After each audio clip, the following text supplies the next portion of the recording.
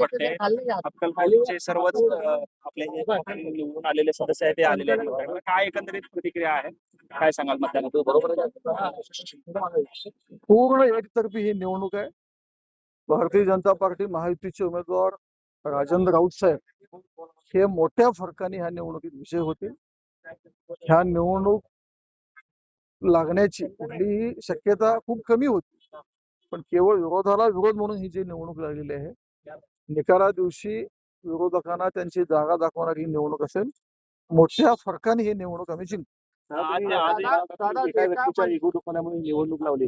त्या व्यक्तीचा इगो आता संपलाय का? या निवडणुकीच्या मतदानाने संपला? निकाला दिवशी संपून जाईल. निकाला दिवशी ज्यांनी निवडणूक लावला ज्या इगो पोटी, तर त्यांना त्या दिवशी ती जागा कळून जाईल की आपण आपलं संख्याबळ नसताना सुद्धा ही केवळ आपल्या स्वतःच्या इगोसाठी ही निवडणूक जिल्ह्यावर लढली. त्यांना ह्या निवडणुकीच्या निकालाच्या दिवशी स्पष्ट हो दादा दादा इकडे जे आहे ते विरोधकांकडून ठेवण्यात येत डेरेक्शन मोहिते पाटलांनी ते स्टेटस ठेवले आणि त्यांनी यापूर्वी दावा केलेला आहे की आदर्श कुठलीही अदृश्य शक्ती त्यांच्या पाठीमागा नाही आहे. त्यांची अदृश्य व्हायची हळूहळू वेळ यायला लागली म्हणून त्यांना सुचत आहे. आणि हर हर महादेव जय श्रीराम हा घेऊन नारा आम्ही निघालेला आहोत. त्यामुळं हर हर महादेव जय श्रीराम हे नारा आमच्या सोबत आहे. त्यामुळं निश्चिंत आम्ही आहोत, काही काळजी नाही आहे. आणि अशा कुठल्याही त्यांना अपेक्षित आहे की या निवडणूक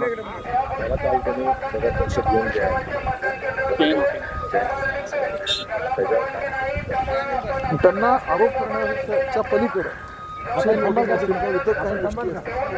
जागाच नाही. थोडक्यात निवडणुकीच्या निकालावरच्या वेळी जे बोलायला पाहिजे निकालाच्या अगोदर ते बोलायला लागले. त्यामुळे तुम्ही निकालाची स्पष्टता त्यांच्या स्टेटमेंट करून एकतर्फी निकाल आम्ही त्यांना 2 अंकीवर ठेवण्याचा प्रयत्न करतो. आम्हाला यश आहे. शिवसेना शिंदेगडाच्या बाबतीत अनेक वेळा प्रश्न उपस्थित केले जातात. शिवसेना शिंदेगड असेल आणि अजितदादा NCP गट असेल हे दोन्ही पक्ष आमच्या सोबत आहेत. त्यामुळे कुठलाही दगाफटका होणार नाही याची आम्हाला खात्री आहे. महायुती भक्कम आहे आणि आम्ही चांगल्या बहुमताने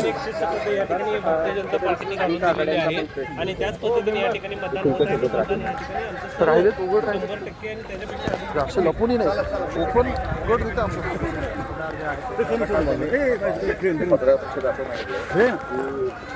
जे मतदार आहे तुम्हाला मतदार करणारे हे बाहेर होणार आहे.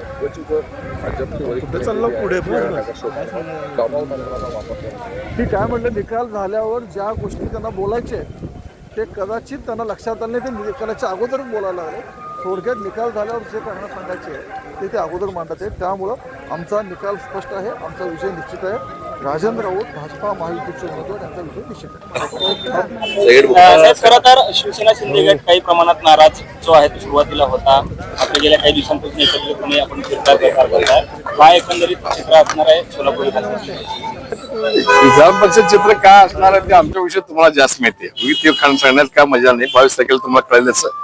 पण जे शिवसेनेमध्ये तोडं होतं तुम्ही म्हणल्यासारखं, नंतर पालकमंत्री महोदयांनी सगळ्याला बोलवलं, बैठक घेतली आणि वरच्या लेवललाही ठरलं बाबा भाजपचं जे असेल, कोटा शिंदे सेनाचं जे असेल, अजितदादा गटाचं जे असेल ते आता सगळं पुढं का असं होणार नाही.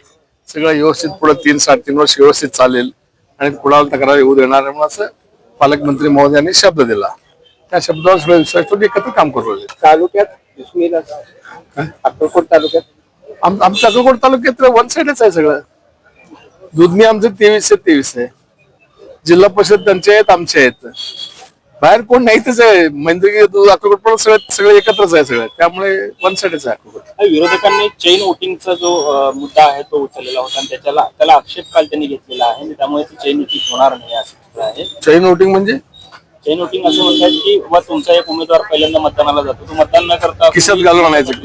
ते लय जुना झालं. ते 20 वर्षापूर्वी झालं. आता एवढं जग पुढे गेलं ते कोण करायला जातो आता. समोरच्या उमेदवारांचा आक्षेप घेतला नाही ते सगळं झालं. तुमचं म्हणणं बरोबर. ते कधी 20 वर्षापूर्वी बापू उभारले त्याच्या अगोदर होतं ते. आम्हीच केलं त्यावेळेला ते. तरी तुमचं नाही झालं. आमचं निवडून आलं 98 सालीच ना बापू 98 साली उभा. हो मग मग बापू निवडून आले होते. मग बरोबर आहे ना, मग तेच सांगणार तुम्हाला. मग विचारा बापूला जाऊन तुम्ही. त्यांच्या मागे काही अदृश्य शक्ती असं त्यांचं म्हणणं आहे विरोधकांचं. तुमच्याकडे जास्त अपेक्षा आहेत त्यांच्या. नाही नाही, असं आहे, आमचं वर्ष आपल्या आदरणीय उपमुख्यमंत्री शिंदे साहेबांनी स्पष्ट आदेश दिले, आपल्याला युती धर्म तोडायचं नाही. युतीमध्ये धर्म तोडून त्याचा उपयोग होणार नाही. कशाला हे करता?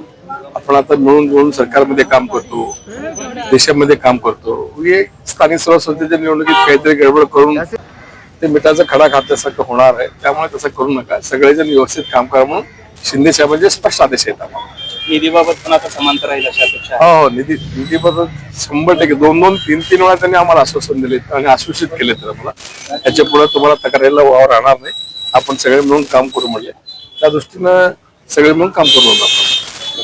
राज्य पातळीवर जी आहे शिंदे गटावर जी आहे, शिंदे शिवसेनेवर टीका होत आहे. संजय राऊत म्हणजे त्यांच्या खासदार शिव्या घालत आहेत. तर हे ऑपरेशन टायगरचं संजय राऊत कडनं जोडून शिव्या खात नाही तो पापी. लक्षात आलं का? संजय राऊत साहेबांकडनं जे शिव्या खात नाही तो पापी माणूस. विश्लेषण करायचं तेच विश्लेषण एका शब्दातच केलं मी. तुमच्या लक्षातच आलं मी बोललेलं, बरोबर की नाही? खरं तर शिवसेना शिंदे गटाने ठाकरे गटाचे पुन्हा एकदा 6 खासदार फोडल्याची चर्चा आहे. आणि हे 6च्या 6 खासदार जे आहेत ते देखील बैठकीला गेले नाहीत, हे बजावलेलं असताना गेलेले नाहीत. काय नक्की ऑपरेशन टायगर सक्सेस झालंय म्हणायचं? प्रथमतः आज सोलापूर विधान परिषदेच्या साठी मतदान होत आहे. राज्याचे संवेदनशील उपमुख्यमंत्री एकनाथजी शिंदे साहेब यांच्या आदेशानुसार शिवसेनेचे सर्व नगरसेवक, सर्व जिल्हा परिषद सदस्य, पंचायत समिती सभापती हे सर्वजण या ठिकाणी जे महायुतीचे उमेदवार आहेत आदरणीय राजाभाऊ राऊत यांच्या पाठीशी समर्थपणे उभे आहेत. आत्ताच आदरणीय ज्येष्ठ नेते श्री सिद्धराम म्हेत्रे साहेबांनी सांगितलं की अक्कलकोटमधील त्यांचं सर्वच्या सर्व मतदान या ठिकाणी 100% महायुतीचे उमेदवार म्हणून राजाभाऊ राऊत यांच्या साठी झालेलं आहे. आणि या ठिकाणी एकच विश्वास व्यक्त करतो की माहितीचे उमेदवार म्हणून राजाभाऊ राऊत हे विक्रमी मताधिक्याने या निवडणुकीमध्ये निवडून येतील. कुठल्याही पद्धतीची अदृश्य शक्ती किंवा त्यांना ज्या काही अपेक्षा होत्या त्या सगळ्या फोल ठरतील हे या ठिकाणी मी निश्चितपणे सांगतो. आपण जो प्रश्न विचारला ऑपरेशन टायगरच्या विषयी, ऑपरेशन टायगर यशस्वी झालेलं याचा मला आम्हा सर्व शिवसैनिकांना मनस्वी आनंद आहे.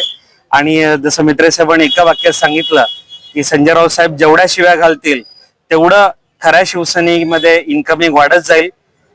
खऱ्या अर्थानं संवेदनशील उपमुख्यमंत्री एकनाथजी शिंदे साहेब यांची कार्यपद्धती, त्यांच्यावर असलेला जनतेचा विश्वास, 2.5 वर्ष मुख्यमंत्री पदाच्या कार्यकाळामध्ये त्यांनी केलेली कामं आणि या सगळ्या कामांच्या माध्यमातून सर्वसामान्य लोकांच्या पर्यंत पोहोचलेल्या सगळ्या योजना, हे सगळं पाहूनच या ठिकाणी शिवसेनेमध्ये, मूळ शिवसेनेमध्ये आता खऱ्या अर्थानं 6 नव्या भागांचा, खऱ्या भागांचा समावेश या ठिकाणी झालेला आहे.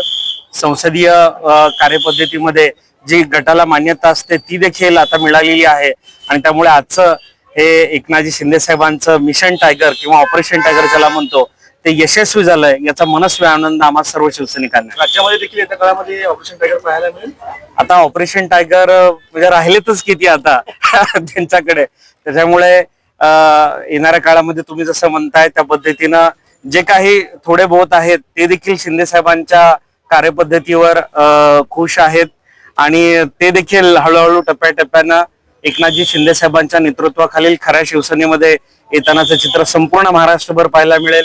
मुंबई महापालिकेमध्ये पाहायला मिळेल. जिथे जिथे जी लोक स्वतःहून त्या ठिकाणी उदय सामंत साहेबांनी छान मुद्दा म्हणून मला आवर्जून त्याचा उल्लेख करायचा आहे की स्वतःहून खासदार येत आहेत. त्यांना कोणी पळून येणं एवढं किंवा त्यांना वेगवेगळा आमिष दाखवून येणं इतकं आता कोणी दूध खुळं राहिलेलं नाहीये राजकारणात.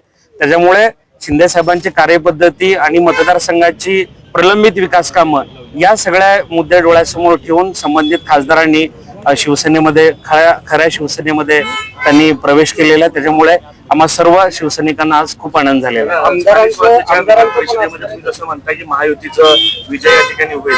खरं तर भाजपकडे शिक्षक मतदारसंघाची जागा आहे, ती तुम्ही सातत्यानं मागणी करताय, तुम्हाला मिळेल का? आणि येत्या त्या शिक्षक मतदारसंघामध्ये भाजप तुमच्या पक्षाच्या पद्धतीने उभं राहील? नक्कीच या ठिकाणी मला विश्वास आहे. ज्या पद्धतीनं महायुतीचा धर्म आम्ही सर्व शिवसैनिक पाळत आहोत, मग नुकतीच ज्या महापालिका किंवा स्थानिक स्वराज्यांच्या संस्थांच्या निवडणुका झाल्या त्यात एवढी कटुता आली होती शिवसेना भाजपमध्ये, विशेषतः सोलापूर जिल्ह्यात, ही सगळी कटुता विसरून महायुतीचा धर्म निभावण्याच्यासाठी मित्र साहेब आपण सगळे आता भाजपच्या उमेदवाराच्या समर्थपणे पाठीशी उभे आहोत.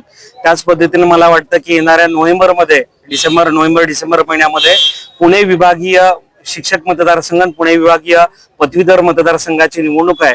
या निवडणुकीमध्ये मेत्रे साहेब असतील, शहाजी बापू पाटील असतील, त्यांनी देखील मागणी जाहीरपणे केली आहे शिंदे साहेबांकडे आणि भाजपच्या पक्षश्रेष्ठींकडे देखील की पुणे पदवीधर मतदारसंघ हा भाजपने घ्यावा, की त्यांची पारंपरिक जागा आहे आणि पुणे शिक्षक मतदारसंघ शिवसेनेच्यासाठी सोडावा. आणि मी स्वतः या पुणे विभागीय शिक्षक मतदारसंघाच्यासाठी इच्छुक उमेदवार म्हणून गेल्या 1.5 वर्षांच्या पासून मतदारांच्या भेटी घेतो आहे. मतदार नोंदणीमध्ये आपण खूप चांगली आघाडी घेतली. 22,000पर्यंत मतदान आपण शिक्षक या निवडणुकीच्या साठी नोंदवलेलं आहे आणि त्यामुळे मला विश्वास आहे की या सगळ्या कार्याचा विचार करता किंवा शिवसेनेने ज्या पद्धतीने आता भूमिका घेतली आहे ती सगळे विचार करता महायुतीचा धर्म म्हणून पदवीधरची जागा भाजपकडे राहील आणि शिक्षकची जागा शिवसेनेला म्हणजे मला मिळेल. ठीक आहे, थँक्यू.